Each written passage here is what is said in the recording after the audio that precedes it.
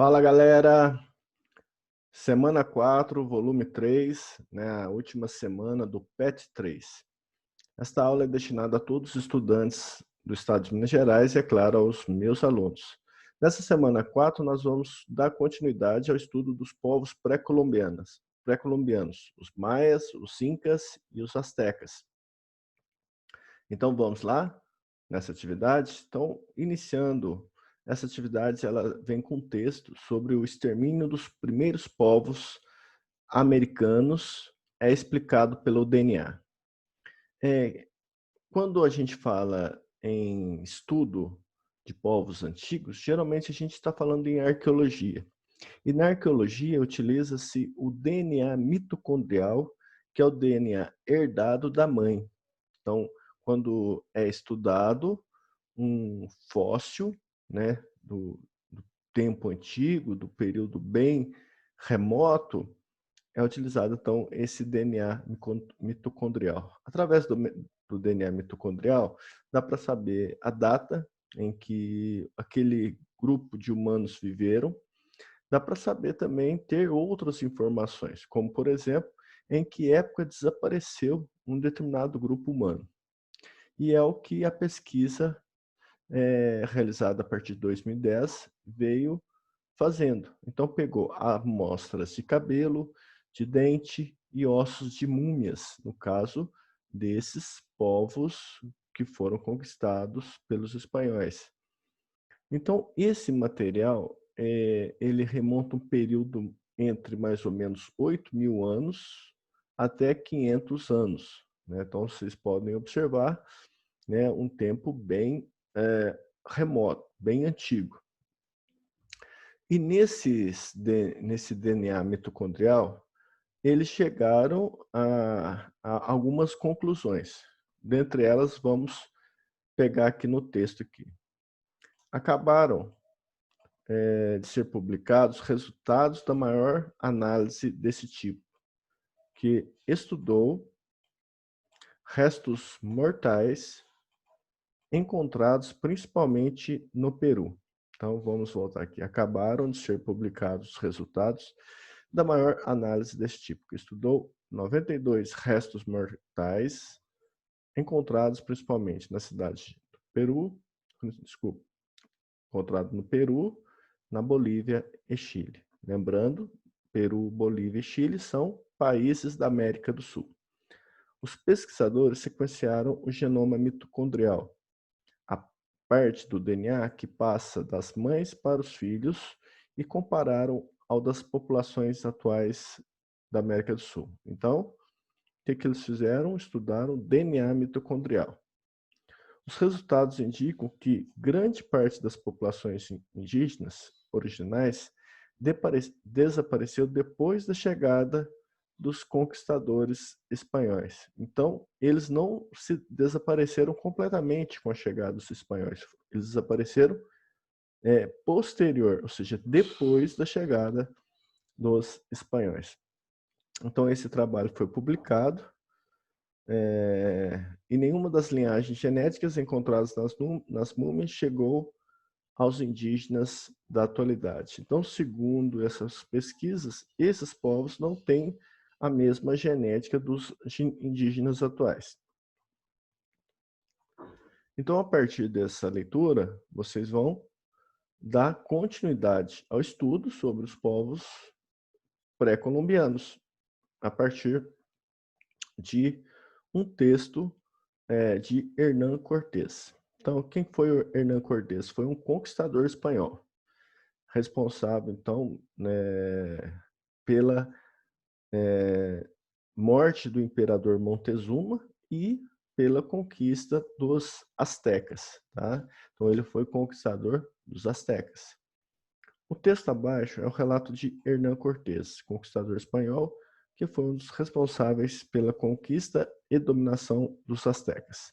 Lê o texto em seguida e responda a questão abaixo. Então, esse texto é do Hernán Cortés. Então, tem uma visão do conquistador, daquele que conquistou os povos astecas. Fiz com que limpassem aquelas capelas. Ele fez com que limpassem as capelas, ele está dizendo dos astecas. pois estavam cheias de sangue, dos sacrifícios que faziam. Então, lembrando, qual que é uma das crenças dos astecas eram fazer sacrifícios humanos dedicados aos seus deuses. Tá? É o que o Hernán Cortés, o conquistador Hernán Cortés, está falando. Em lugar dos ídolos, mandei colocar imagem de Nossa Senhora e de outros santos. Então, vocês estão vendo que os espanhóis eram católicos, o conquistador era católico e ele vai impor a cultura espanhola para os astecas. Que cultura? Cultura religiosa, né? Ou seja, a religião. Qual religião? A religião católica, que crê onde quem crê em apenas um único Deus. Apesar da resistência de Montezuma. Quem que era o Montezuma? O imperador asteca. Eu fiz entender quão enganados estavam em ter esperança naqueles ídolos. Então, quando ele fala em ídolos, aqui ele está falando nos deuses astecas. E mostro que para esses astecas, que deveriam saber que existe só um Deus e que a este é que deveriam adorar. Então, ele vai impor aos astecas a crença em um único Deus. Né? Ele vai impor a fé católica para os espanhóis, a crença em várias imagens de santos, a crença em um único Deus, etc. A gente aqui não está para julgar se a religião católica é correta, se ele deveria realmente impor essa religião aos indígenas, né? Então a gente não está julgando isso, a gente tem que ver qual que era a visão do conquistador em relação a esses povos astecas, que acreditavam em vários deuses e que faziam sacrifícios humanos, né, porque acreditavam que teriam, por exemplo, boas colheitas ao fazer esses sacrifícios humanos, acreditavam. Então, eles dedicavam esses sacrifícios humanos aos seus deuses. Então, continuando a leitura. As estátuas desses ídolos são tão grandes quanto um homem. Então, está falando dos ídolos astecas. São feitas de sementes e legumes que comem moídos e amassados com sangue de coração e de corpos humanos. Está falando também, novamente, dos ídolos astecas, os quais arrancam do peito vivo. Cada coisa tem seu ídolo. Então, ele está explicando sobre isso. Assim, há, por exemplo, um ídolo para a guerra, outro para a colheita e assim por diante. Então, era dessa forma mesmo que eles acreditavam. Então, tinha o deus da guerra, o deus da colheita, etc. Então, a partir desse texto do Hernán Cortés, vocês vão responder. O que o relato nos diz sobre a cultura dos povos astecas? Então, quando a gente fala em cultura, aqui está demonstrando o texto sobre a religião asteca. Letra B. Qual foi a postura dos conquistadores frente aos costumes dos povos nativos da América? Então, no caso, qual foi a postura de Hernán Cortés ao chegar na América, ao dominar, ao subjugar os povos do continente americano, aos povos astecas? O que o relato nos traz sobre a religião dos astecas? Então, novamente, vocês vão falar sobre a religião. E aí vem um outro texto falando sobre a esposa, né, a amante de Hernán Cortés, que falava 3 idiomas, falava o maia, falava asteca e falava espanhol. E ela que foi a primeira, foi a tradutora da conversa, do diálogo entre o imperador Montezuma com o conquistador Hernán Cortés. Então, leia o fragmento da reportagem. Traidora ou vítima? Está falando de Malinche, que é considerada até hoje por muitos espanhóis, por muitos mexicanos, como traidora. Conheça como Malinche a mulher que tornou possível a conquista do México, de Flávia Ribeiro, e em seguida observe a ilustração da Batalha de Michoacán, entre os espanhóis e astecas. Em 1519, um navio espanhol aportou em Tabasco, no Golfo Pérsico. Seus ocupantes, todos estrangeiros, receberam dos nativos presente de boas-vindas. Então, os astecas chegaram no porto, aportaram em Tabasco, hoje atual no Golfo Pérsico, né? e receberam presentes, né? Diversos presentes de boas-vindas, como que pães, frutas, aves, ouro e pedras semi-preciosas entregues aos desconhecidos. Então, os astecas vão entregam presentes a esses desconhecidos. Entre os regalos estavam 20 mulheres escravas. Então, entre os astecas, tinham 20 mulheres astecas. E elas deveriam preparar comida, é claro, para prestar favores que tornariam sua vida mais agradável, inclusive sexuais.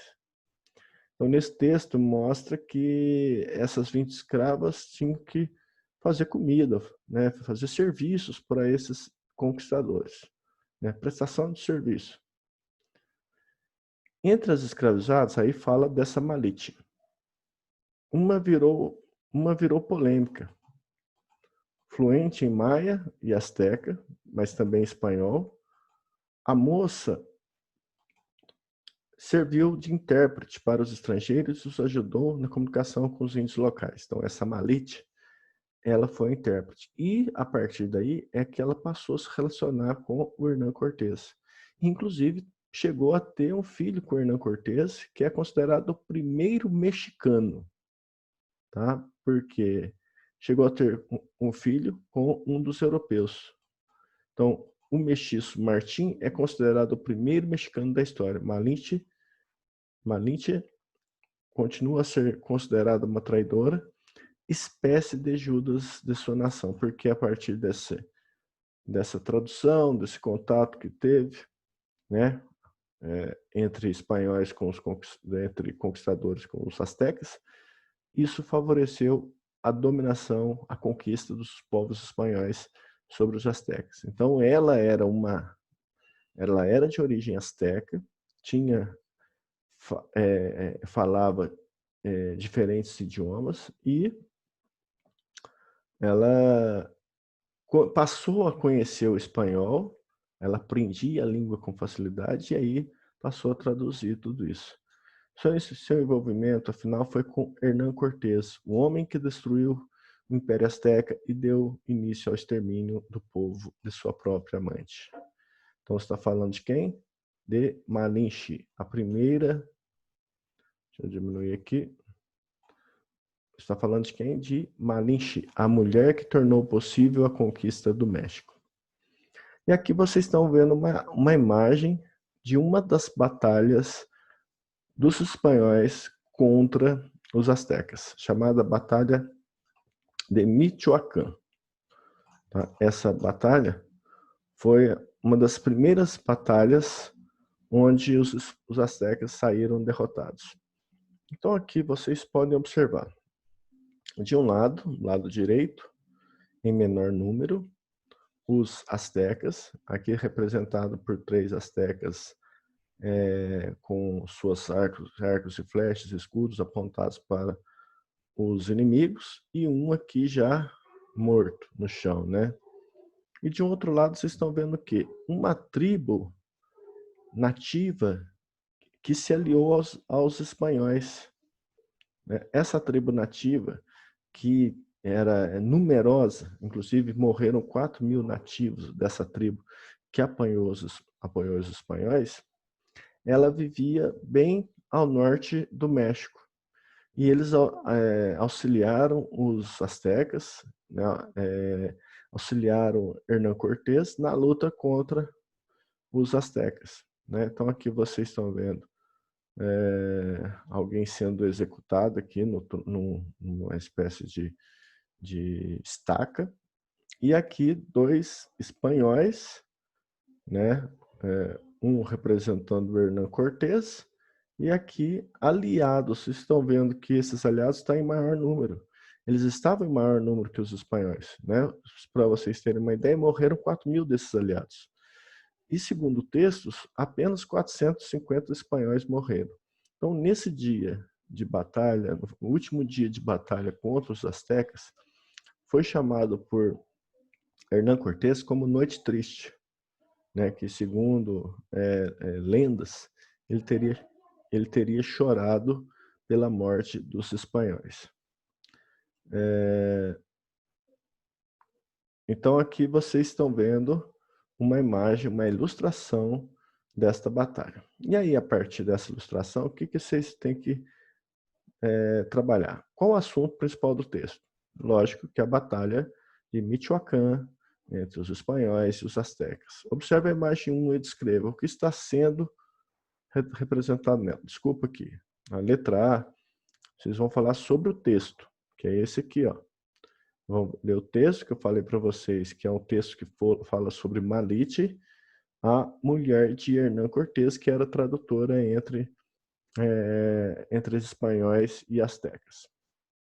A letra B, observe a imagem 1 e descreva o que está sendo representado nela. Então, está sendo representado o quê? Aqui está escrito, a batalha de Michoacán entre espanhóis e astecas. Letra C, quais grupos sociais estão representados na imagem? Geralmente, quem ia para a guerra entre os astecas eram guerreiros, eram nobres, não eram camponeses, não eram escravos, eram nobres, nobres guerreiros. Então, pessoas de alta posição social dentro dos astecas. Letra D, busca identificar os grupos que se enfrentavam. Então, aqui você vai identificar, já expliquei para vocês, né? Letra E, além da guerra, quais outras formas de resistência indígena podemos identificar na imagem? Né? Então, vocês vão ter que pesquisar esse. Letra F, quais dos dois grupos que estavam em combate tem maiores chances de vitória? Qual que tem maior chance de vitória? O que tem maior número, né? Lógico. E quem está com maior número? E quem realmente dominou, quem subjugou esses povos? Quem que subjugou? Quem que foi o vitorioso? Quem saiu vitorioso? E depois vocês vão na número 3. Número 3 fala sobre Pizarro, que era um militar, foi um conquistador espanhol que dominou o Império Inca, né? Foi responsável pela dizimação de milhares ou milhões de indígenas aqui na região andina da América do Sul, na Cordilheira dos Andes, derrotou os Incas e se tornou, então, um importante governante desse território conquistado. E nessa imagem aqui, vocês estão vendo no centro dela como uma liteira, onde está o imperador Inca, tá? E aqui com a espada na mão, do lado esquerdo, o espanhol Francisco Pizarro, tá? Aqui esse imperador é o imperador Atahualpa. Então aqui vocês podem ver no texto aqui, na gravura de Theodor de Bray. E aí vocês, a partir dessa imagem, vocês têm a letra A, B, C, D e E para responder. Então vai até na página 81. Então esta semana 4, vocês vão fazer da página, vamos lá, página 77 até a página 81. E aí nós encerramos a semana 4, encerramos o PET 3. Pessoal, é isso aí. Muito obrigado. Eu espero que tenham gostado destas orientações. Então, até a próxima aula.